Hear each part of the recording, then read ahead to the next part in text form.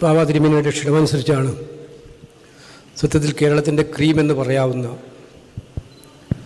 എല്ലാ രാഷ്ട്രീയ സാമൂഹിക മേഖലകളെയും പ്രതിനിധീകരിച്ചുകൊണ്ടുള്ള വിശിഷ്ട വ്യക്തിത്വങ്ങൾ ഇവിടെ സന്നിഹിതരായിട്ടുള്ളത്. 2025 നമ്മളെ വിട്ടുപിരിഞ്ഞു പോയി. 2026 യാത്രയിൽ സമൂഹത്തിന് പ്രത്യാശയുടെയും സ്നേഹത്തിൻ്റെയും സമത്വത്തിൻ്റെയും മഹത്തരമായിട്ടുള്ള സന്ദേശം പകരുന്ന ക്രിസ്മസിൻ്റെ യഥാർത്ഥ സന്ദേശം എത്തിക്കുന്നതിന് വേണ്ടിയിട്ടുള്ള ബാബ തിരുമേനിയുടെ ഈ ഇനീഷ്യേറ്റീവിനെ അങ്ങേയറ്റം അഭിനന്ദിക്കാൻ ഞാൻ ആഗ്രഹിക്കുകയാണ്. സമൂഹത്തിൽ വ്യത്യസ്തങ്ങളായ അഭിപ്രായങ്ങളുണ്ടാകും.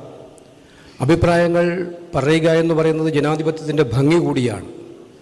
വ്യത്യസ്തങ്ങളായ അഭിപ്രായങ്ങളെ കേൾക്കാനും ആ അഭിപ്രായങ്ങൾ പറയാനുള്ള അവകാശം കൊടുക്കാനുമൊക്കെയുള്ള സമൂഹത്തിൻ്റെ സൗന്ദര്യമാണ് നമ്മുടെ എല്ലാം നിലനിൽപ്പിന് ആധാരം എന്ന് നമുക്കെല്ലാവർക്കും അറിയാം. അങ്ങനെയുള്ള ഒരവസരത്തിൽ ക്രിസ്തുദേവൻ നമുക്ക് നൽകിയ മഹത്തരമായ സന്ദേശം, ക്രിസ്മസിലൂടെ നമ്മൾ നൽകുന്ന സന്ദേശവും ഞാൻ നേരത്തെ സൂചിപ്പിച്ചതുപോലെ സമത്വത്തിൻ്റെയും സമഭാവനയുടെയും സ്നേഹത്തിൻ്റെയും ഒക്കെ തന്നെയുള്ള മഹത്തരമായിട്ടുള്ള പരസ്പര സ്നേഹം ഊട്ടിയുറപ്പിക്കുന്ന സന്ദേശമാണ്. അത് നമ്മൾ വാക്കുകളിലല്ല പ്രവൃത്തികളിലൂടെയാണ് തെളിയിക്കേണ്ടത്. വ്യത്യസ്തങ്ങളായിട്ടുള്ള ചിന്താഗതികൾ വെച്ച് പുലർത്തുമ്പോഴും പരസ്പരം ബഹുമാനിക്കാനും പരസ്പരമുള്ള വിശ്വാസങ്ങളെ ആദരിക്കാനുമുള്ള നമ്മുടെ ശക്തിയാണ് ക്രിസ്മസിൻ്റെ ആഘോഷങ്ങളിലൂടെ നമുക്ക് പകർന്നു നൽകേണ്ടതായിട്ടുള്ളത്.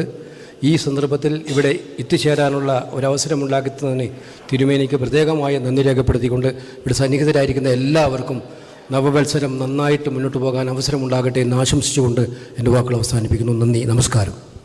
ആശംസ.